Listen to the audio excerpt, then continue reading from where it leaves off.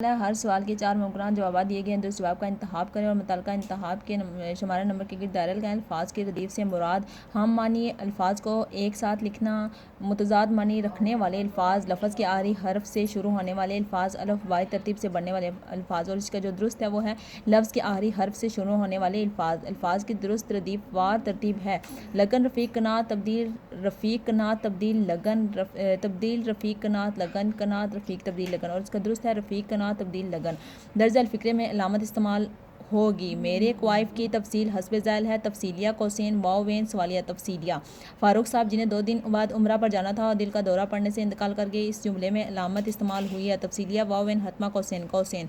रोज़मर्रा के लिहाज से दुरुस्त जुमला है दरअसल वो मकार है दरअसल में वो मकार है दरअसल का वो मकार है असल का वो मकार है। और इसका जो दुरुस्त है वो दरअसल वो मकार है। जुमला मुकम्मल करें। सावन के अंधे को सावन बाता है, हरा ही सूझता है, हर चीज़ बुरी लगती है, अंधेरा दिखाई देता है, हरा ही सूझता है। सावन के अंधे को हरा ही सूझता है। दुरुस्त फिक्रे का इंतखाब करें।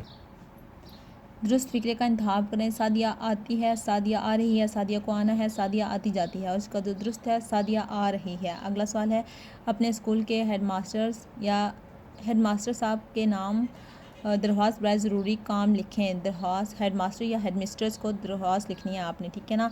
आपने लिखना है बखिदमत जनाब हेडमास्टर या हेडमिस्ट्रेस साहब या साहिबा मिनहाज मॉडल स्कूल। अपनी जगह का नाम लिखना है जनाब आली या आलिया, आगे निदाए का इलामत ये डालनी है। उसके बाद मुतबाना गुजारिश है कि मुझे घर पर ज़रूरी काम है जिसकी वजह से मैं स्कूल हाज़िर नहीं हो सकता या हो सकती, मेहरबानी फरमा कर मुझे 1 यौम या 2 यौम की रुख्सत अनायत फरमाई जाए।